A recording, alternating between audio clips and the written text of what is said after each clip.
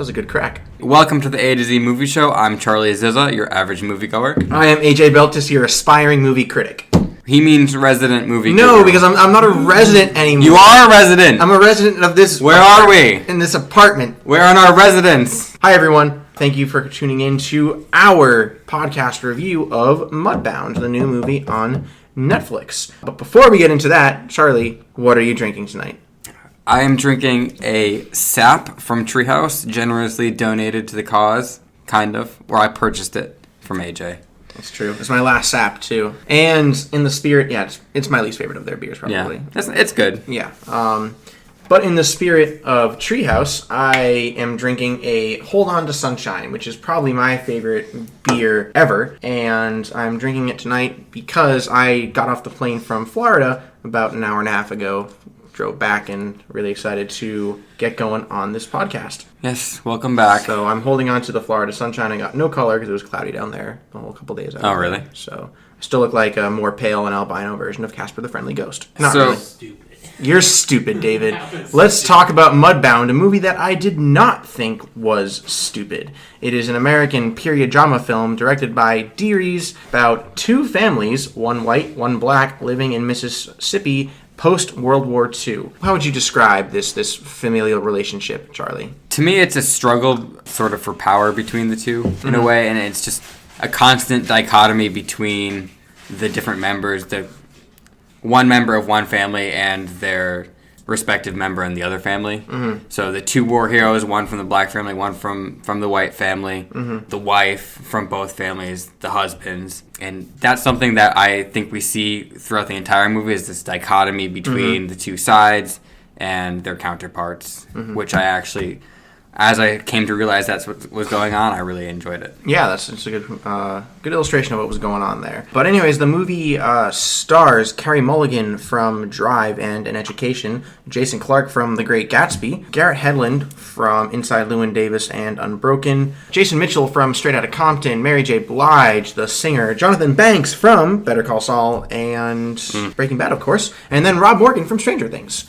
I like how I said Better Call Saul before Breaking Bad. Well, he has a bigger role in Better Call Saul than he does in Breaking Bad. And he's also on Better Call Saul right now, whereas Breaking Bad... Yeah, it's okay, but Breaking Bad is one of the best shows ever made. It's the best show ever made. Better Call Saul is a good show. All right, very fair. Sorry for not... For offending me? Sorry for not tiering the proper show...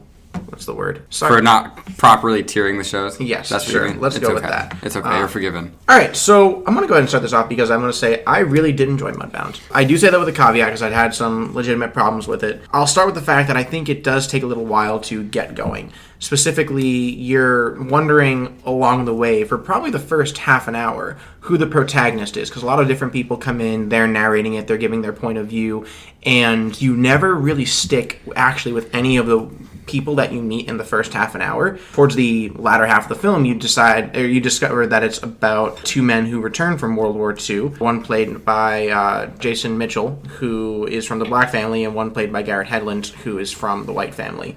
And basically what the whole storyline is Jason Clarke moves his wife and his two daughters and eventually his brother onto this new plantation post-World War II in Mississippi. And should we be calling it a plantation? I think it's more of just a farm. Farm. That's a pretty valid point. So they move to a farm. And in what, Georgia, Alabama? Mississippi.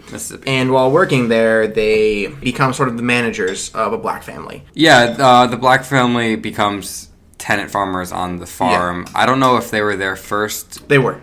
They were? Yeah. Okay. Yeah, so that speaks again to the power dynamic between the two families. Even though they were there first, the white family just moves on to the farm, and there's probably another one before them. And all of a sudden, they have to report to this new family. Yeah. Anyways, like I was saying, it definitely takes a while to get going. And we follow Jamie, who is the brother of Henry. Henry's the kind of the... I wouldn't even say he's the protagonist. No, he's definitely not the protagonist. Henry's the, I guess, the prominent member of the family. He's the head of the household of the white family. He's the husband. I think as the movie goes on, he becomes less and less important. So he's definitely not the protagonist. He's not the protagonist. Carey Mulligan gets top listing. I wouldn't give her the role of protagonist. I think the closest person I No. would give the protagonist role is probably Jamie. I would But agree. It just takes, we see him at the first scene, which is a little bit of media en res, kind of when they show what's going to happen earlier and then revisit it later linearly in the film. That's the only time we see him. And then, actually, you know what? I take that back. You do see him at the beginning. So, yeah, I would have to say that Jamie is the main character in this movie. He's I would the agree. protagonist. Or possibly Ronsel. Ronsel, yeah. Yeah, the black soldier. But anyways, I did think not only getting a protagonist, but just story-wise, it took a while to get a lot of buy-in. I was sort of wondering for a good amount of time where it was going. They sort of condensed a lot at the beginning, at the part where Lara, who eventually marries Henry, Carey Mulligan and Jason Clarke's character, they meet and fall in love and get married and have kids very, very quickly. I actually forgot about that whole scene. Yeah, exactly, and it's very forgettable. Say fall in love is a loose term yes, here. I agree. So that took a little bit of time, but that's one of my bigger complaints of this. I got some more things, but you haven't talked much, so feel free. It's called a slow burn. Yeah. I would say I mean, not even really, because I feel like a slow burn is a movie that takes 3/4 of its runtime to really get there, or half. So I would say Lincoln is kind of a slow burn. I would say Darkest Hour is a slow burn. I wouldn't say this is a slow burn, because about half an hour in, I was really feeling it, but I would take me. I would say it's a slow burn, but whatever we call it, it starts off slow, and that's fine. That's not an issue. So I watched this movie in 2 parts. Actually, I watched one half on Sunday night, and then the second half last night. Mm-hmm. So my first impression after watching the first half of the movie was that it's okay. I was expecting it to be a lot better. I heard some good things about it, but I didn't really see what the big deal was. I didn't really see the point yet. Mm-hmm. And that is partly because it's a slow start. But then watching the second half of the movie last night, I think it really came together. Mm-hmm. A lot of the points were driven home. The climax was really intense. And I think that the ending was very much worthwhile. So I would actually disagree that a lot of things came together. I think this to me felt more than probably any movie I've ever seen like it was a novel that came to life. Even more so than a Gatsby film. Yes, so I did have to look it up, but it is based on the film is based on the novel of the same name. So Mudbound was a novel in 2007. Okay. But just when I was watching it, from the narration to the fact that it was a period piece, and there were just a lot of side story details that I appreciated, that they were in a way going off in a tangent and talking about and never seemed fulfilled, but that was what I think hurt it on sort of a detriment side. Okay. But it also sort of helped it in making the universe a little bit more rich. So an example would be when Henry brings his family to the farm and there's not a house for them. They find out that they weren't actually sold the house, they were sold the property. Like little details like that I think were cool. I think that does add something to the story, but they don't see until a little bit later on. But I know what you mean. It's not that relevant to the overall story. Mm-hmm. And it could have been left out. Yeah. But for me, it felt like a novel that came to life. And I think they did a good job. If that was their intention, I think they did it quite well. Well, I think it was. Yeah.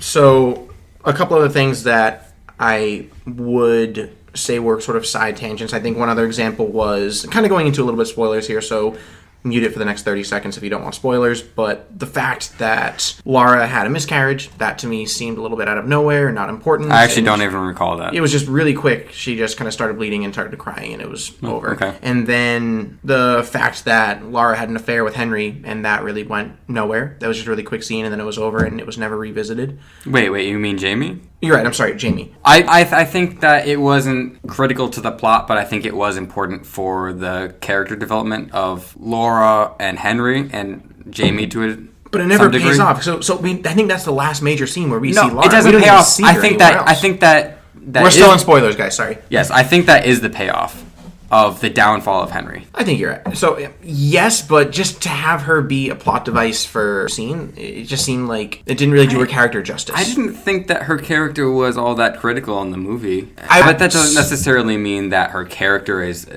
essential. I think that she is actually. Well, I think we're also alluding to the fact that something we haven't touched on yet is this is first and foremost an ensemble piece. I will give credit to the acting. This movie was nominated for Best Ensemble at the SAG Awards and beat out movies like Dunkirk and The Post, and I think that it earned it. It's a very well-acted period piece. What do you think about the acting in general? Yeah, it was very good. I was thinking about this actively as I was watching the movie, and I was shifting back and forth between who was the best performance. Mm-hmm. And I noticed that, what is her name? The wife in the Black family. What is... Mary J. Blige. Okay. I saw somewhere that she was considered to be very, very good in this movie, and I just didn't really see it. Yeah, she was fine. She was all right. I hate to say it, but it's, like, Cher got an Academy Award a few years ago. Lady Gaga won a Golden Globe. When a popular figure in entertainment switches over to acting, they're usually recognized. Oprah, for example, was nominated for an Oscar for The Color Purple. Really? Okay. And I think that's one of very few movies that she did. So I thought that she was okay. I think Jamie was very good, although we didn't see him until probably the second half. Ronzel was pretty good. Yeah, I think Henry was very good. Jason Mitchell, who plays Ronzel, is one of my favorite up-and-coming actors. So I don't know if you saw Straight Outta Compton, but I think he should have been nominated for an Oscar for that movie. He played Eazy-E, who was one of the founding members of NWA, so well. He was in Detroit quite recently, and he only had maybe 10-20 minutes of screen time in Detroit. Came out over the summer, and just within that couple scenes that he was in, he did such an outstanding job. He was also more recently in Kong Skull Island over the summer. So he's doing a lot of really good things, and I'm hoping that this is just the beginning of his career, because I can't wait to see what's coming next for him. Okay. What do you think about Henry's the actor who played Henry, his performance? Jason Clarke? Yeah. Yeah, it's just kind of a personal thing. I've never really been a huge Jason Clarke fan. I don't know what it is about him, but I've never been excited to see him on screen. And I've loved his choices. I liked Gatsby. I liked Dawn of the Planet of the Apes a lot. He was in Zero Dark 30 and did a very good job, but I've never felt the star edge to the pull to see a Jason Clarke movie. So I think he's a fine actor, nothing against him. He's just never been a draw for me. Okay. I thought he was very good. That said, I've seen Gatsby. I've seen some of these movies that you mentioned, but I don't remember him from those movies. Who do you play in Gatsby? He played, I want to say, Daisy's husband. Shot Gatsby. Spoiler alert. Wilson. Sure. Yeah. I've seen Gatsby the movie once. Okay. And I never read the book. Anyway, so I think the way that I see Henry's character in this movie is somebody who's struggling to fulfill the role of the husband, the head of the household, the man of the family type thing. Yeah. He knows that he's not living up to the expectations of his son, of his wife, of his father even. That was portrayed pretty well by Jason Clarke. Mm-hmm. I saw it in his face and the way he was talking, and I thought that was pretty good. And I would say that he was one of the 2 or 3 really good performances in this movie. And you said the other ones were Jamie's character and Ronzel's character? More so Jamie, but yes. Yeah, I agree. I do think, again, he gave a great performance. I would also give a lot of props to Garrett Hedlund, who played Jamie, and specifically for his PTSD scenes. Not only he is an actor, but the movie pulled that weaving off very well, especially because we didn't see too much of them in the war. It was sort of a little bit of an introduction to their character at the beginning, and it was interesting because they showed them, like you said, the parallels of them. You saw their counterparts. They were writing letters, and they were in their respective missions and in their respective other countries, and so to have them come together and experience that PTSD, particularly on Jamie's side, I thought the movie sort of wove that in very naturally, very effectively. Why don't we talk about that dichotomy, I like to call it, between the two families a little bit? Yeah, I mean, you drew attention to it, and it's I was aware of it, but I didn't really think that much about it, but it's absolutely valid, and I think you're right. You see it early on between Laura and what is the other wife's name? I forget. Florence, okay. So Laura and Florence, you see it, the way that Florence needs to take care of her family, which is struggling, and both families are struggling, but she's taken away from her family to take care of Laura's family because her family's in the position of power of the black family. Yeah. So they have a lot in common. They both want to do the best for their family, but one of them has the means to do it, one of them doesn't. Mm-hmm. And that's just one example. You see it with all the other characters as well. Mm-hmm. One other thing I want to talk about, and we might have to cut the scene because I don't know really how to articulate it too well, is I think this movie did a very good job, and it was very effective at painting what it was like to be black in this time period and what they went through. So, particularly sort of in that climax scene where you were talking about, where I don't know how to say it without giving away spoilers, but even throughout the movie, I think we're at the point where we can shift into spoilers. Well, I would even say particularly there's one scene, and this isn't really a spoiler, but a scene where Ronsel comes back from war. He's a war hero. He's served his country. He survived, and he's trying to go out the front door of a store, and the clerk and Jamie are treating him very well. And Jonathan Banks, Mike Ehrmantraut, who used to be my favorite person on earth, just turns into this racist asshole and says you can't go out the front door, calling him the N-word with a hard R, and just it's really... I don't know that they had the not hard R, the soft R. It's just very unsettling to hear it performed so casually, and kudos to Jonathan Banks for performing a pretty difficult role to pull off. Yeah, because it's not easy. I was surprised. I thought that he did pretty well. I didn't expect him to shift too much away from his Mike Ehrmantraut persona, but he did. Yeah. Oh, I mean, very different character. It's tough because I think that's what almost everyone knows him for, myself included. But you're right, totally different character. Yeah. I like the way that character. I like the way that character journey ended, if you'll even call it a journey. But going back to that, I think they handled that topic very well. I would hedge to compare it a little bit to Birth of a Nation, which is a movie that, for me, tackled slavery and black and white relations in a very troubled time in this country, and was able to say, yep, this is what you did, but didn't really make you feel any white guilt, or they just kind of laid it out there and let you process it as you would. And for me, it was very effective and made me kind of stop and reflect and see it through eyes that I really haven't before. I think that the bigger way that they portrayed life as a black person in the early 1950s, late 1940s, was the conversations between Jamie and Ronzel. Mm-hmm. The way that they related to each other as equals, because they were, of course, equals. They did the same. Well, I think one was a pilot, the other one wasn't a pilot. He did. Yeah, he was in the tank. Yeah, but they both had very active roles in the war. They both went through a lot, and I don't know that Jamie was racist before going into this. Very possible, and maybe he was changed by the war, but they were definitely talking on the same level. But at the same time, as an audience member, you know that this is the late 1940s or whatever, and that the lives for these two individuals are very, very different. And just the fact that they're talking at that level draws attention to the fact that they're also living very different lives outside of that relationship. Yeah. Again, I think since you bring it up, I do think they pulled off that dichotomy extremely well, and it was cool to have them sort of be the connection between those families. I mean, I think, for the most part, I've said all I can about this movie. I did admittedly watch it in 2 parts as well, and I was very sad that I had to. I fell asleep during this movie because I was so tired.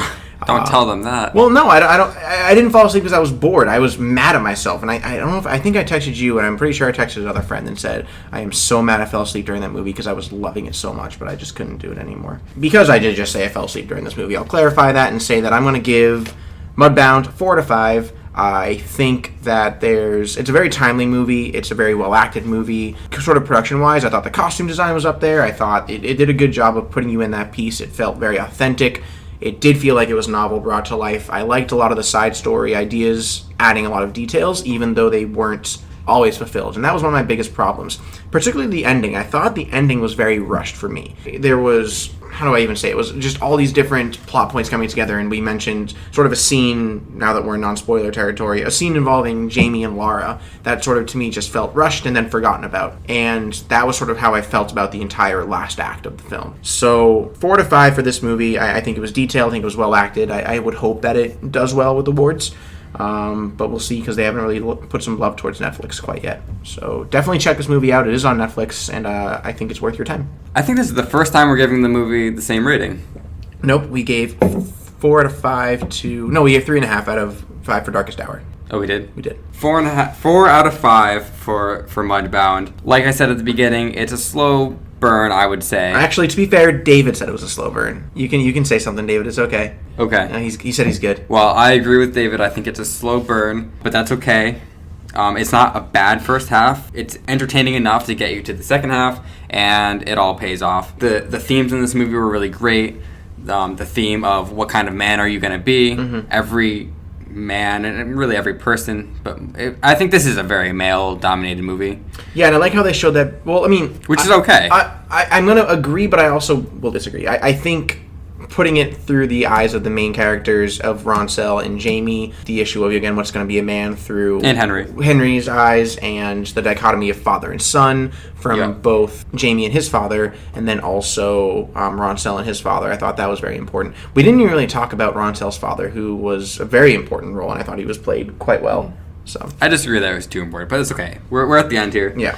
So I like that theme. I like the theme of the struggle between the two families and the counterparts between the black family and the white family. That was done very, very well, and it was very entertaining. I think it was pretty evident even for the average moviegoer like myself, who is not used to analyzing films at this level. And I did like the ending as well. The climax was a little bit of a shock, but, justified. I think it was something that this was worthwhile in this film. And I did also like the very ending of this movie as well. The last scene with Ransel? Or The last scene with Ransel and that was heartbreaking. The girl in Germany.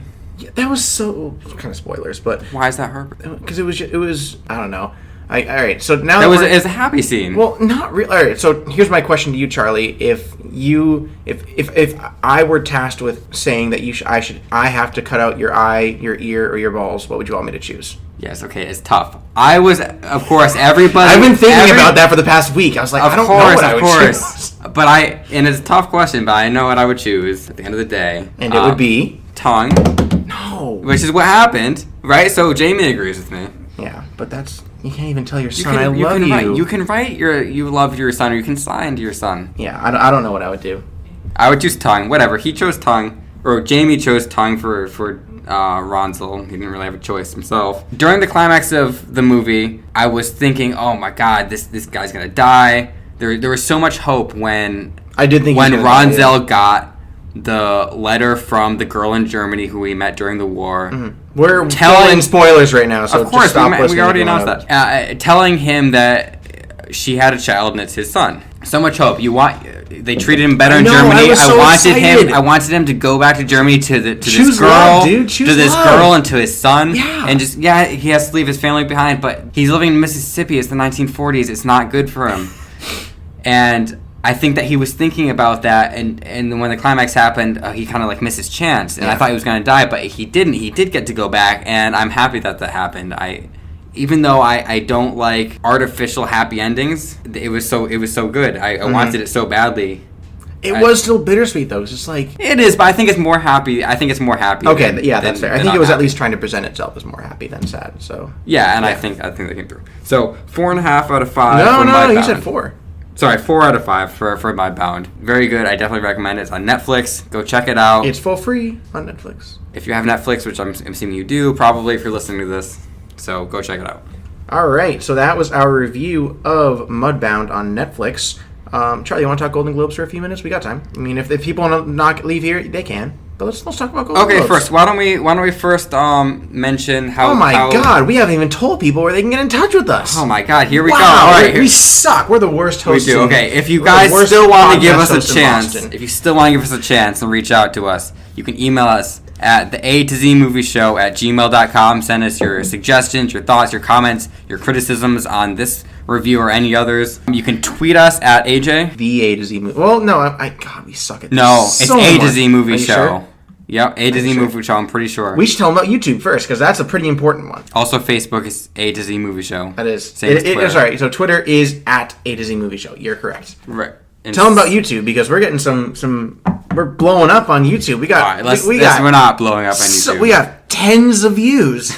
It's outstanding. Teens of views. Yes. Okay. So we're also on YouTube. We're uploading these. There's no video, but if you prefer to listen to us on YouTube, I know it's kind of easy. You can just click on the browser, pull up our video, whatever. If you do that, make sure you hit the subscribe button. It helps us a lot. Mm-hmm. Post a comment in the comment section. Share and like us. Tell me all the reasons why you hate me or hate Charlie. Just let us know. Yeah, we'll fix it unless it's a dumb suggestion. So you can listen to us on YouTube, on SoundCloud, I guess, if you want to, or iTunes. Hopefully, we'll be on Spotify at some point in the future, and then you can listen to us on there. Thank you guys again for listening to our review. But as promised, let's talk Golden Globes, because we have Oscar nominations coming out on Thursday, which by the time most people have listened to this, it'll be on Wednesday or Thursday. So let's chat the wins. So I want to skip over a lot of the musical comedy stuff because I know that you haven't seen a lot of those nominations. But Best Drama, we have seen almost all these. I've seen 4 out of 5. And 3 Billboards Outside Ebbing, Missouri won. What's your thought on that? For Best Drama Picture? And Best Director. No, sorry, not Best Director. Best Screenplay, Best Actress, and Best Supporting Actor. I want to throw up. but It's excessive. it's very excessive. Okay, so Three Billboards was good. I liked it a lot. I would describe it as a pretty good movie. Coming out of it when I first came out, I would have said it was a great movie. Then I kind of stepped back a little bit and I realized, well, it's not as good as I thought when I first left the theater. So what would be your pick for Best Picture again of the ones you saw? Was it Call Me By Your Name? You liked that the best? I just out of the nominations, Yeah, so it was Three Billboards, Call Me By Your Name, Dunkirk, Post, Shape of Water. haven't seen The Post. You haven't seen Dunkirk yet either, which... I haven't, but I don't think I would pick Dunkirk anyway. Leaving out The Post because I haven't seen it yet. Call Me By Your Name. And I probably would have gone with Dunkirk and then Shape of Water. But You're killing me. It's Shape of Water stuff. all right, so let's talk about that. That one, Best Director, which I can kind of see because it was not a very screenplay-driven movie. So to be as good as it was without a strong original screenplay, Yes. I'll give it that. There was a lot of good editing in there. There was a lot of fantastic shots. The visuals and the setting were great. Yeah, and he's involved in all of that, as he has been for all of his movies. So Yeah, the attention to detail, I think, edges him over there. I can't really think. I mean, maybe Christopher Nolan for Dunkirk, perhaps. He is long overdue for an I got to Oscar. see that movie. Yeah, but I haven't seen All the Money in the World or The Post, and hell no to Martin McDonagh for Three Billboards. So I'm happy for you, Guillermo del Toro. You know why I think I have a bad pre-perception of Dunkirk? I read about that movie in the context of the history community, and I think that it got a lot of flack from them. I can see why, yeah. So, I mean, I don't know. I guess it would probably be myself, like but- saying Saving Private Ryan should be taken seriously as World War Although II. the Normandy scene. Gary Oldman won for Darkest Hour. We knew that was coming. Any ill will about Timothée Chalamet not getting the win there? Who's for that? Call Me By Your Name. Which one is he? He was the main actor in Call Me By Your Name. Which one is the main actor? Elio. No, not at all. Okay. Frances McDormand, I thought she was good, but I really, really wanted to see Sally Hawkins win this for Shape of Water. Even though I'm not a huge Sally Hawkins fan, I thought she deserved it. I want to say you're probably right because her character in that movie is so unique. And I don't know what type of actor she is. I can't think of anything else I've seen her in. I'm sure I have. I mean, to me, I don't really have much of an opinion on that. I think that they're both fine. James Franco wins for The Disaster Artist. Did you watch that speech? In the background. I wasn't actually watching this. So what happened was... I was watching it. It was funny, though. So what happened is James Franco won. He brought his brother Dave Franco up because they made the movie together. He also brought Tommy Wiseau up. And, I saw that. And Tommy Wiseau was about to say something, and James Franco pushed him away from the microphone. Wait, really? Yes. Was that scripted? No, because you knew that if Tommy Wiseau got the microphone, he would have been 10 minutes of Tommy Wiseauisms. That would have been great. It would have been great, but they got a show to run, and I think James Franco was aware of that. And he said, "No, not tonight, Tommy." Oh, come on. That would have been so good. 10 minutes? 10 minutes of screen time for that being in the history books? That would have been great. That would have been, it would have, but I can understand why they didn't. Come on. That would have been great. Sam Rockwell won for Three Billboards. I don't get that. I kind of can, but I would have rather seen Armie Hammer or Willem Dafoe win. Who's Willem Dafoe? Willem Dafoe was in The Florida Project, which is a movie you have not seen but need to see. Yeah, no, I would vote for Armie Hammer over Sam Rockwell anyway. Yeah. Best screenplay, I can kind of see why Martin McDonagh won, but at the same time, Greta Gerwig needed to win that award for Lady Bird. And I know you haven't seen Lady Bird, and... All right, let's not keep reminding the audience of the things I have not seen. Gotta see this stuff. And of course, By the way, Alexandra Desplat won for original score for The Shape of Water. What were you saying? I was going to say, by the way, we should try to see a movie this week if we can. We absolutely should. Well, we have to. If we have time. Handmaid's Tale wins Best Drama for the TV side. Well deserved, although I really wish that Stranger Things won or Game of Thrones won. But Handmaid's Tale is objectively a better show. And we can talk about TV, but we're a movie show. We call ourselves a movie show, but I wouldn't say we can't talk about TV. Is there anything here you want to talk about on TV side? Not right now, but I don't want to make the audience think we're never going to talk about TV because I think we should at some point. There might be a day when we haven't seen a movie that we'll just talk TV. I can see that. I mean, I think with TV shows becoming more relevant. More cinematic even, so... Yeah, I think that inevitably we'll want to talk about it at some point. Maybe not regularly, but when something big happens. Here's to hoping that the Oscars do not follow suit for the Golden Globes. Absolutely. There is hope. La La Land won Best Picture last year. It did not win Best Picture at the Oscars. Avatar and James Cameron both won Golden Globes for Best Picture and Best Director in 2009. Went to the Hurt Locker, so they do not always follow suit with the Golden Globes. Those are just a couple examples. There's plenty. So Golden Globes tends to go more mainstream, and Oscars more objectively correct. Yeah, I would say so. I mean, Birdman didn't win either really any award, I think maybe except for screenplay at the. Is that the one with what's his face? Keaton? Michael Scott. Birdman? What am I thinking of? The boxing movie where he's the coach. No, he's not. He was a wrestling movie. Oh, Yeah, wrestling. God, whatever. we saw that together too. What was the name of that? Foxcatcher. Foxcatcher. Yes. I don't know why I thought that was the same thing. I don't know. I did like that movie, but it was a weird movie. Anyways, tune in for the Oscar nominations on Thursday, and we'll give you our thoughts on those next week, as well as a review of a movie that we're not really sure of yet. We'll see. I think we should go see The Post, but we can talk about it later. Oh, yeah, the Post coming out this weekend. We will definitely be seeing and reviewing the Post. For next week, but Yes. if we see something this week, is it not out yet? No, so it comes out on the 12th. Oh, okay. We should see like 3 movies this week. No, it's Tuesday. I And know. tomorrow we're going rock climbing, and Thursday I'm going to a work party, and Friday I'm probably not going to be here.